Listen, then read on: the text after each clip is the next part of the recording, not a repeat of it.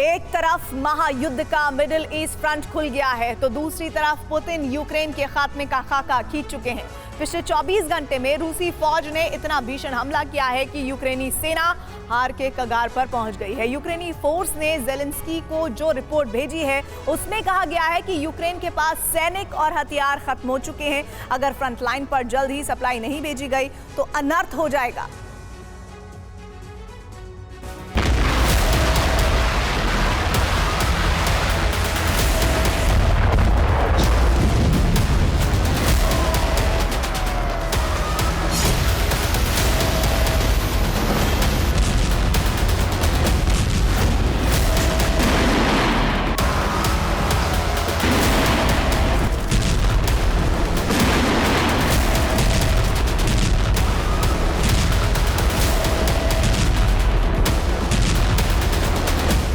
रूसी सेना ने यह बारूदी बारिश पुतिन के जन्मदिन पर की।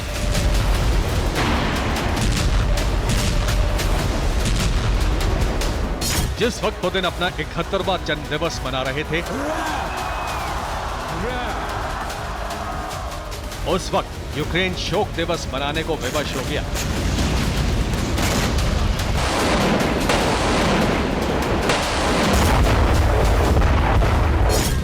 पुतिन की सेना ने यूक्रेन को इस्कंदर मिसाइलों से दहलाकर अपने राष्ट्रपति को बड़ा तोहफा दे दिया।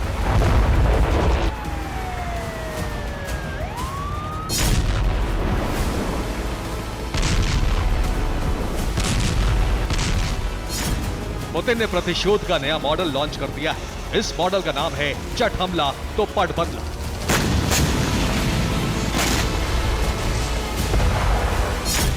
यानी यूक्रेन जैसे ही रूसी धरती पर हमला करेगा, ठीक उसी वक्त रूसी सेना विध्वंसक बदला ले लेगी।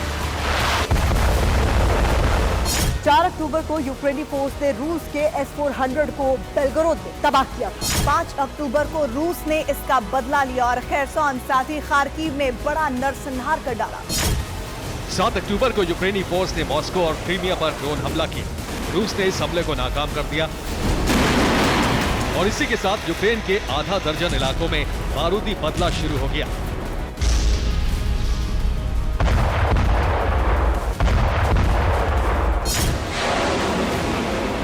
रूस ने यूक्रेन के पोल्तावा में इस्कंदर मिसाइलों से प्रहार किया। हमले में यूक्रेन की कई पोजीशन तबाह हो गई। डिप्रो में भी इस्कंदर मिसाइलों की बरसात हुई। यूक्रेनी सेना की कमांड पोस्ट और कई इमारतें जल गईं।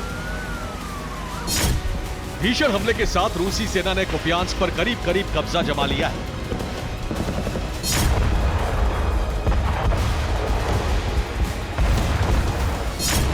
ओडेसा में आधी रात को 13 इस्कंदर मिसाइलों से प्रहार हुआ।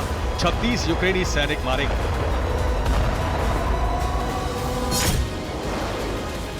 क्रेस्नोलिमेंस्की में रूसी सेना ने यूक्रेन के 60 सैनिकों और 7 हथियारों को भस्म कर दिया। पुतिन के बर्थडे पर उत्तर कोरिया के तानाशाह किम जोंग ने पुतिन को बहुत बड़ा तोहफा भेज दिया है। किम जोंग ने यूक्रेन को तबाह करने के लिए बारूद की बड़ी खेप भेज दी है। अब रूसी सेना उत्तर कोरिया के बारूद से बर्बादी बरपाएगी। रूसी सेना जिस तरह से हमले कर रही है उससे यूक्रेनी फोर्स की कमर टूट गई है। यूक्रेन अब सरेंडर के कगार पर पहुंच गया है और इसका संकेत यूक्रेन के सेना अध्यक्ष ने खुद दिया है। यूक्रेनी सेना अध्यक्ष वालेदी ज़ालुझनी ने ज़ेलेंस्की को जो रिपोर्ट सौंपी है उसमें कहा गया है कि यूक्रेनी सेना के हथियार भंडार खत्म हो चुके हैं। सेना के पास हमले की क्षमता भी समाप्त हो चुकी है। फ्रंट लाइन पर जल्द ही सप्लाई बढ़ानी होगी। हथियार नहीं मिले तो रूस सब कुछ खत्म कर देगा। मतलब ये कि यूक्रेनी सेना किसी भी वक्त सरेंडर को मजबूर हो सकती है। यूक्रेन के कमांडर इन चीफ की रिपोर्ट आई तो नेटो देशों में खलबली मच गई। यूक्रेन को हथियार सप्लाई का ऐलान हो गया।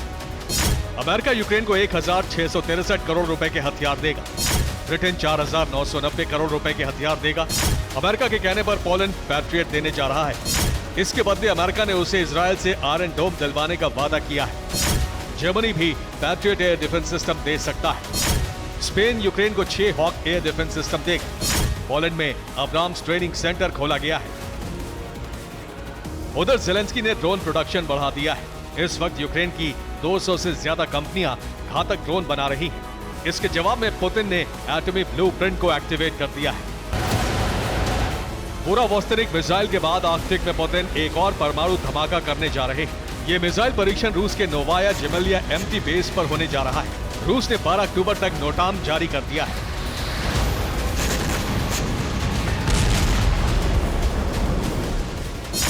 नोटाम एक ऐसी नोटिस होती है जो हथियारों के टेस्ट के दौरान जारी की जाती है। इसके तहत परीक्षण करने वाला देश दूसरे देशों के एविएशन और समुद्री ट्रैफिक को सूचना देता है, जिसमें मिसाइल टेस्ट साइट के आसपास से उड़ान नहीं भरने का निर्देश दिया जाता है।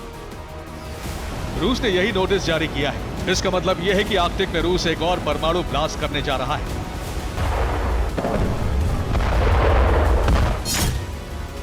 उधर रूस के रक्षा मंत्री सरगेई शोइगु लगातार परमाणु हथियारों का जायजा ले रहे हैं। शोइगु सबसे पहले उस फैक्ट्री में पहुंचे जहां Su-34 फाइटर जेट बनते हैं। उन्होंने टैक्टिकल न्यूक्लियर मिसाइल बनाने वाली फैक्ट्री का भी दौरा किया। शोइगु उस फैक्ट्री में भी पहुंचे जहां सरमत मिसाइल सिस्टम तैयार होता है। शोइगु हर रोज इसी तरह हथियार फैक्ट्रियों का दौरा कर रहे हैं, खासकर उन फैक्ट्रियों का जहां एटमी हथियार बनाए जाते हैं। रूसी सेना की परमाणु तैयारी इस बात का ऐलान कर रही है कि पुतिन और उनकी सेना जल्द ही परमाणु विध्वंस कर सकती है। Bureau report, TV9 Bharat news.